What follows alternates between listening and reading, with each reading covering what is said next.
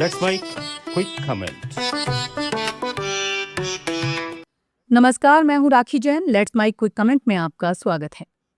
राजस्थान में अब गांव की पंचायत से लेकर शहर के निकाय तक चुनावी तस्वीर बदलने जा रही है।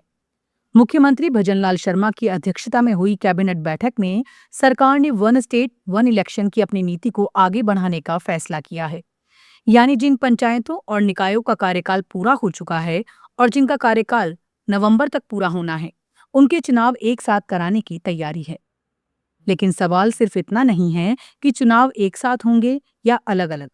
बड़ा सवाल ये है कि राजस्थान में एक साथ पंचायत और निकाय चुनाव कराने की जरूरत क्यों महसूस हुई, इसका क्या असर होगा और क्या ये व्यवस्था वास्तव में चुनावी प्रक्रिया को आसान बनाएगी।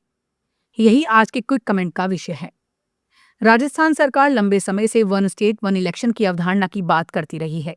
सरकार का तर्क है कि बार बार चुनाव होने से प्रशासनिक मशीनरी और सरकारी संसाधनों पर दबाव पड़ता है। चुनावी आचार संहिता के कारण विकास और सरकारी योजनाओं के काम भी प्रभावित होते हैं। ऐसे में अगर पंचायत और नगर निकाय के चुनाव एक साथ हों तो चुनावी प्रक्रिया को अधिक व्यवस्थित तरीके से पूरा किया जा सकता है। लेकिन इस फैसले की सबसे महत्वपूर्ण कड़ी है ओबीसी राजनीतिक प्रतिनिधित्व। कैबिनेट ने ओबीसी कमीशन की रिपोर्ट को मंजूरी दी है। ये रिपोर्ट स्थानीय निकाय चुनावों में ओबीसी आरक्षण से जुड़े सवालों के लिहाज से महत्वपूर्ण है। रिपोर्ट आने के बाद पंचायत और निकाय चुनावों की राह में मौजूद एक बड़ी प्रशासनिक और कानूनी बाधा दूर होने की उम्मीद है। यानी सरकार के सामने अब चुनाव कराने की तैयारी को तेजी से आगे बढ़ाने का रास्ता खुलता दिखाई दे रहा है। ये फैसला इसलिए भी महत्वपूर्ण है क्योंकि राजस्थान में पंचायत और स्थानीय निकाय चुनाव लंबे समय से टलते रहे हैं और इस देरी को लेकर अदालत में भी मामला पहुंचा। राजस्थान हाईकोर्ट ने चुनाव कराने की समय सीमा को लेकर राज्य सरकार को निर्देश दिए थे। बाद में राज्य निर्वाचन आयोग ने भी व्यवहारिक कठिनाइयों का हवाला देते हुए समय को लेकर अपनी स्थिति स्पष्ट की थी।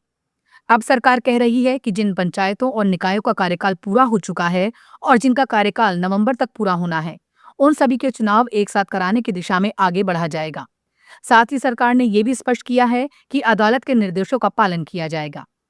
यहाँ एक महत्वपूर्ण बात समझना जरूरी है। वन स्टेट वन इलेक्शन का मतलब ये नहीं है कि पूरे देश में एक ही दिन चुनाव होंगे। राजस्थान सरकार के मौजूदा फैसले का फोकस राज्य के भीतर पंचायत और स्थानीय निकाय चुनावों को एक चुनावी चक्र में लाना है। इसका राजनीतिक महत्व भी कम नहीं है। पंचायत और नगर निकाय चुनाव सीधे जनता से जुड़े चुनाव होते हैं।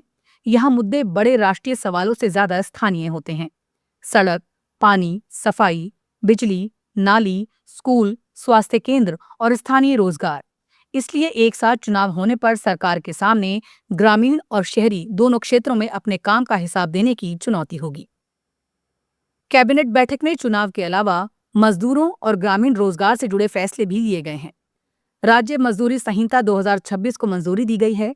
सरकार के अनुसार मजदूरी तय करने में वैज्ञानिक पद्धति अपनाई जाएगी और साल में 2 बार 1 अप्रैल और 1 अक्टूबर को वेतन में बढ़ोतरी का प्रावधान होगा। कर्मचारियों को वेतन पर्ची देना भी अनिवार्य किया जाएगा। ग्रामीण परिवारों के लिए विकसित भारत GRAM योजना को भी मंजूरी दी गई है, जिसमें एक वित्तीय वर्ष में 125 दिनों के रोजगार की वैधानिक गारंटी का प्रावधान बताया गया है। इसके अलावा एग्रो फूड प्रोसेसिंग नीति 2026 और ट्री आउटसाइड पॉलिसी को भी मंजूरी दी गई है। सरकार का दावा है कि एग्रो फूड प्रोसेसिंग से किसानों और ग्रामीण क्षेत्रों में उद्योग तथा रोजगार के अवसर बढ़ेंगे, जबकि हरियाणा राजस्थान के तहत हर साल 10 करोड़ पौधे लगाने का लक्ष्य रखा गया है। लेकिन इन तमाम फैसलों में सबसे दूरगामी असर वाला फैसला स्थानीय निकाय चुनावों को लेकर है। राजस्थान में वन स्टेट वन इलेक्शन अब सिर्फ बजट की घोषणा या राजनीतिक नारा नहीं रह गया है। सरकार ने कैबिनेट के जरिए इसे आगे बढ़ाने की दिशा में एक और कदम उठाया है। अब असली परीक्षा 2 स्तरों पर होगी। पहली, क्या पंचायत और निकाय चुनाव समय पर और संवैधानिक न्यायिक निर्देशों के अनुरूप कराए जा पाते हैं, और दूसरी, क्या एक साथ चुनाव कराने से वास्तव में प्रशासनिक खर्च और चुनावी अव्यवस्था कम होती है। और राजनीति के लिहाज से तीसरा सवाल भी महत्वपूर्ण है। क्या एक साथ होने वाले पंचायत और निकाय चुनाव राजस्थान की जनता के लिए स्थानीय सरकार के कामकाज का बड़ा जनमत संग्रह बनेंगे। फिलहाल इतना तय है कि ओबीसी रिपोर्ट की मंजूरी के बाद स्थानीय चुनावों की तैयारी ने गति पकड़ ली है। अब नजर चुनाव आयोग की अगली प्रक्रिया और चुनाव कार्यक्रम पर होगी, क्योंकि चुनाव सिर्फ सत्ता चुनने की प्रक्रिया नहीं होते। पंचायत से लेकर नगर निकाय तक चुनाव ये भी तय करते हैं कि आम आदमी के दरवाजे तक सरकार कितनी पहुंची है। नमस्कार। आप सुन रहे थे let's mic more than radio.